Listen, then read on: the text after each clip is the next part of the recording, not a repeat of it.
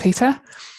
So I'm going to tell you today about work we've been doing in preparation for recruiting this new sample to Understanding Society next year. So firstly, I wanted to acknowledge all the other contributors to this paper. We've had a very large team working on this project from Kantar and NatSen, and I also wanted to thank the Understanding Society team at ISA for backing this project and for their involvement along the way. So firstly, a bit of a background as to why we're doing this. Now, this chart shows the Understanding Society sample size over time in terms of issued households. So just over 30,000 households were recruited to the study at Wave 1, which started in 2009. At Wave 2, the British Household Panel Survey got added. And at Wave 6, we recruited a new immigrant and ethnic minority boost sample. But other than these additions, the sample size has, of course, decreased a bit wave on wave as households decide they no longer want to be part of the study, become ineligible, or can't be contacted. And a major reason why the Understanding Society study is so useful is its size. So researchers with interest in subpopulations can find them in the study in large enough numbers for useful analysis. And the study is still very large to make sure it's big enough to still be representative of subpopulations as well as the population as a whole for years to come, a decision was taken by the team at ISA to recruit an additional 10,000 households to the study at Wave 14, starting in January next year, to return it to its original size. And quite crucially, ESRC agreed to fund this. So the first major hurdle of funding has been overcome, but the next major hurdle is when we start fieldwork on recruiting this sample next year, how can we achieve the best possible response rate? So at Wave 1, the household response rate was 57% of issued and eligible households in the general population sample, which is not bad at all. So why might we not get that again?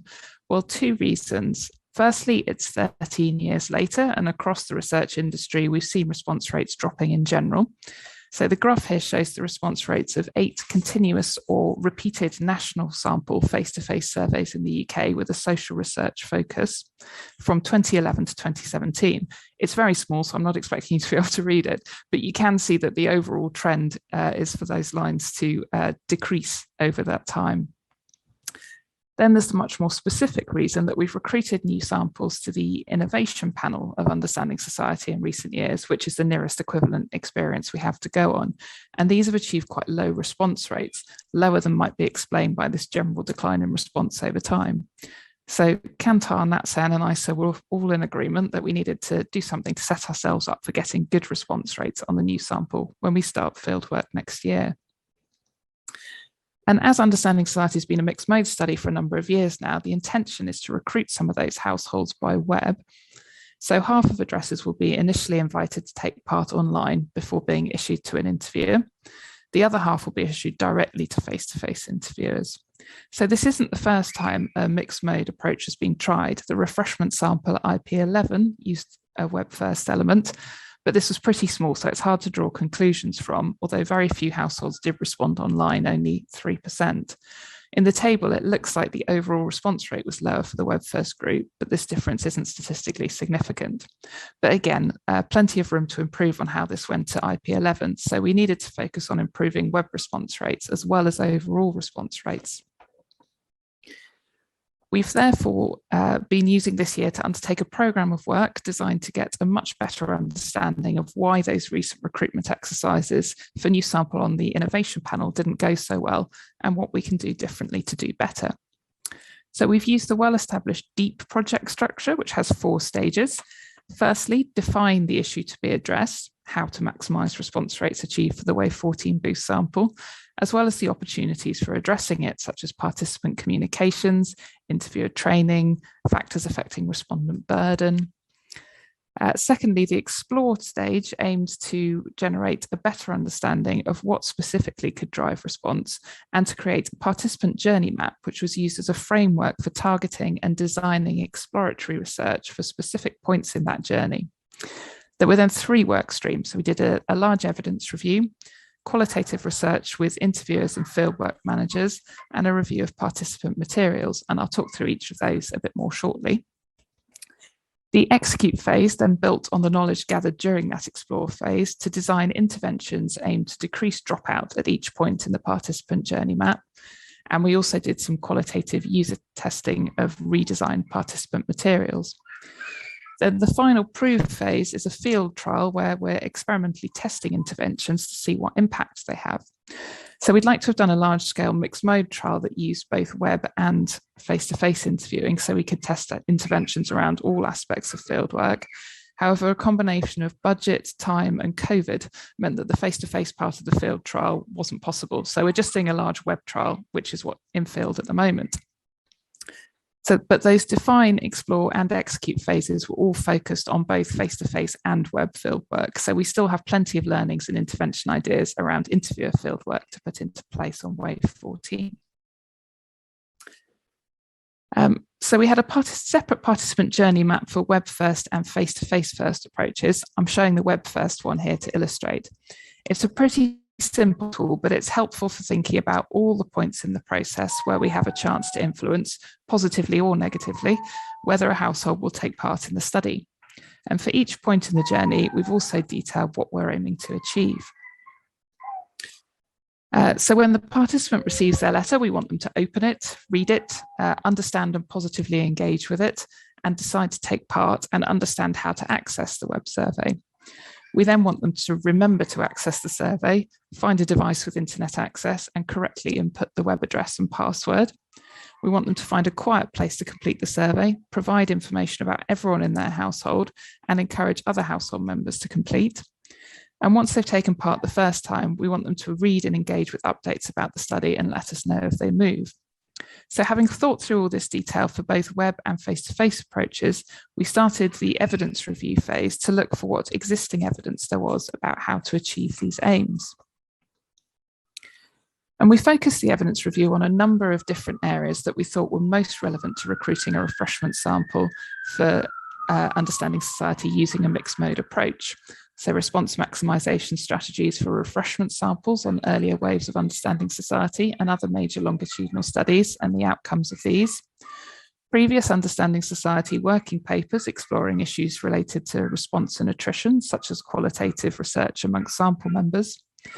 Response maximisation strategies for cross-sectional household surveys, and the main focus here was on methods of securing the cooperation of whole households. And this part of the review also looked at response maximisation strategies for general topic surveys like British social attitudes, as interviewers had previously identified that difficulty in explaining what understanding society is about is a barrier to them gaining cooperation. We also looked at recent evidence on response maximisation strategies for push-to-web surveys, and recent evidence on best practice from behavioural science literature, drawing on work by ONS, the Behavioural Insights team, as well as academics, and recent evidence on best practice or innovative training methods. So our main focus here was on interviewer training, but we also considered the latest thinking around training methods used in other sectors and how that might be brought to bear when developing our interviewer training. And finally, analysis of survey process data, comparing different waves of understanding society to inform an understanding of why response rate on recent IP refreshment samples have been lower than expected. And the first three areas of the evidence reviews, as kept on the slide here, found three key recurring themes that we wish to take forward into the execute phase. Firstly, that many studies were applying behavioural science frameworks and theories to their participant communications, and were generally finding this approach to be at best successful and at worst neutral in terms of improving response. Secondly, that studies had tried more extensive refusal avoidance training and other training methods, and again, these were generally shown to have a positive impact. And finally, that the perceived burden of participation can have a big impact on initial cooperation. So this applied both in the case of household surveys, so asking everyone in the household to take part could make the perceived burden higher, and longitudinal surveys, so knowing that taking part would lead to further interviews could also increase perceived burden. And there was a lot of evidence to consider on push-to-web surveys, including much experimental evidence, as this is a newer area. So we focused on UK studies where the only sample source was an address, and so invitations to the survey had to be by letter, as will be the case for the Understanding Society refreshment sample next year. So this therefore generated a lot of ideas around maximising response, but the ways in which the study aimed to do this focused on 5 key areas. So getting people to open the invitation letter by using logos on envelopes, postcard formats, multiple reminders, to read and understand the message, so using white space, heading and icons to make it look attractive and getting the tone right. Getting them to choose to take part by persuasive messaging or offering incentives, to log in without error using a simple web address and password, and to correctly enumerate all household members. The behavioural insights evidence review was the most wide-ranging and looked to evidence from outside the survey research, including pro-social behaviours such as charitable giving and civic engagement activities such as voting and paying taxes. So the review looked for interventions that might help to increase interest in the survey, motivate respondents to take part, increase trust in the survey or interviewers, help respondents to understand their role and make it easy for them to take part. So the result was quite a long list of ideas. So here I've just summarised the areas the evidence covers. So gifts and incentives, what format to use and how to frame them, tools that help respondents action plan how they will take part and when, personalisation, such as including handwritten notes, adding a salient deadline, breaking the task down into smaller steps to seem more manageable, and the use of prospect theory. So do we emphasise the benefits of taking part or the negative consequences of non-participation? And here we were using outcome and call record data for wave 1 of Understanding Society and comparing it with refreshment samples on recent innovation panels to see if we could better understand why response rates were so much lower for those recent refreshment samples. So we found that the drop in response was mostly driven by an increase in refusals, although non-contacts were also a bit higher. There wasn't any evidence to suggest that interviewers were calling on different days or at different times of day. On average, slightly fewer visits were made to refusal households at recent IPs compared with wave 1. And that was likely to be the result of reserve samples being issued at recent IPs, because that diluted interviewer effort on both the original and reserve sample and reduced the opportunity for doing reissues. There were also some changes to survey materials, which could affect how potential respondents perceive the study. The qualitative research was with interviewers and fieldwork managers who'd worked on recent innovation panel refreshment samples to better understand why interviewers found it difficult to recruit people to these studies. So the general issue of increased distrust over time is likely a driving force behind the drop in response rates across all surveys, but the other areas that were raised were specific to Understanding Society, although they're mostly things that haven't changed since wave 1. So they don't explain why the response rate would be lower at the recent innovation panels, but they do give us ideas about what we might be able to change in order to improve response going forwards. So the multi-topic coverage of the study is one of its great strengths in terms of the usefulness of the data, but interviewers do find it quite hard to sum up what the survey is about. So they wanted some suggestions for snappy ways to introduce it. Interviewers felt like they were asking quite a lot of households when asking all adults to take part in a relatively long interview. And there were also quite a lot of factual questions about things like employment and income that interviewers didn't think respondents find particularly interesting. And when interviewers were knocking on doors, they often found the person answering the door had no recollection of receiving an advance letter. So interviewers were having to start from cold. So they had a few thoughts around how we could get people to open, read and remember the letters to make their job easier when they were introducing themselves and explaining why they were there. And interviewers also mentioned that they would like more intensive training. So in the Explore phase, we also did a review of participant materials. I haven't summarised the key findings as they were all very specific details, but having done this, we redesigned the materials. And then in the Execute phase, we did some user testing of these amongst both interviewers and the general public. Feedback was generally very positive, but there were a few small suggested changes, which we took into account when finalising the letters for the web trial. So having completed the Explore phase, we had a long list of ideas of interventions we could test or just implement at the web trial. So these are the ones that made it into the trial. For the experiments, I've got some early results, so I'll tell you a bit more about each of those shortly. But the things we decided to implement without testing was showing a visual checklist of actions to take in the letters and also at the start of the web survey. And the one on the slide is from the web survey, and you can see the first two actions of accessing the survey and typing in the household access code have been ticked off. We've also included an honest estimate of the survey length, as the evidence review suggested people were more likely to drop out if they thought the interview was taking longer than it should. We made the household access code something that would be easy to read and type, so 3 blocks of 4 numbers. It can't be too short and simple because it's got to be something that a bot can't guess, but we figured blocks of 4 numbers were quite easy to remember and type into the web survey login page. The evidence review also suggested it was good to mention the incentive in all communications, so we're doing that. And varying the messaging of different letters and reminders is generally considered best practice. So we're emphasising a mixture of reasons for people to take part in different letters.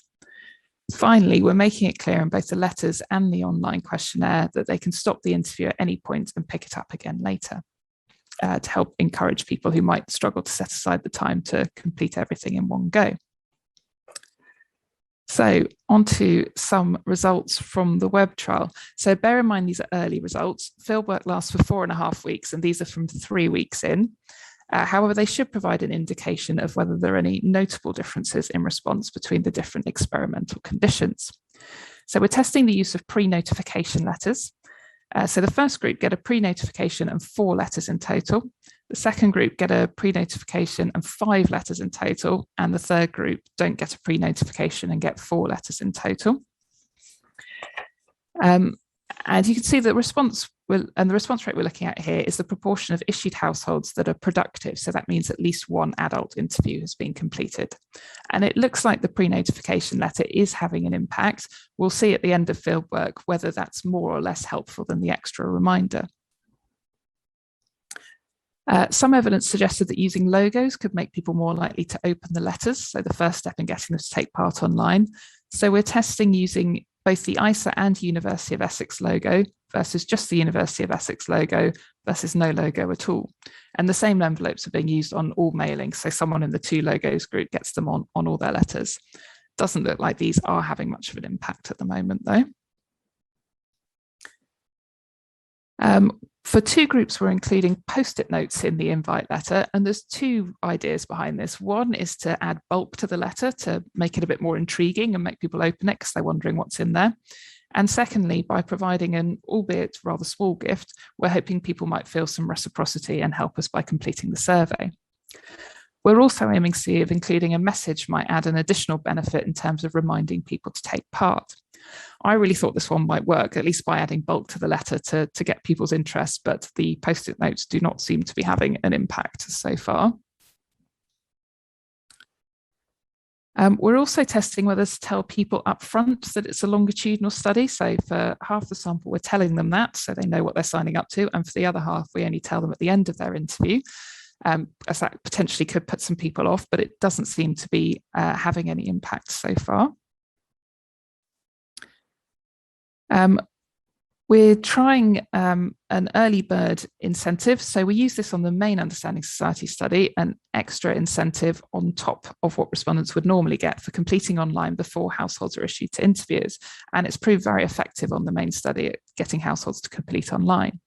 So we wanted to test an early deadline where they only get 2 weeks to get that extra £10 bonus versus a later deadline where they'll get that if they do it at any point in the 4.5 weeks of web fieldwork. Because there's no interview follow-up at the web trial, that means we're effectively testing a £20 incentive plus a £10 bonus if they do it in the first 2 weeks for one group versus just a £30 incentive for the other group. So although the wording would be a little bit different if the second group were being followed up by interviews, because it would then still be 20 plus 10 if they do it in the web period, it's still a good test of whether setting the bonus deadline early encourages early completion and how that affects overall the web response rate. So you can see after 2 weeks, the early deadline group had a notably higher response than the later deadline group, but things have started to even out since then. So whether the second group catch up by the end of fieldwork remains to be seen. And whilst we generally want to be transparent with people about what we're asking of them, there are potential disadvantages to telling households up front that we'd like to interview every adult in the household. It may put them off altogether by increasing the perceived burden of the study. They might be tempted to leave someone out because they don't want to take part, or they might be tempted to invent additional household members to claim extra incentives. So we're testing telling people in their invite letter that the whole household's going to be asked to take part versus only telling them after they've completed the household enumeration. So it's not making any difference to response. When fieldwork finishes, we'll take a look at data quality to see if it does have an impact on data quality. And those are the quick rundown of the experiments. So thank you for listening, everybody.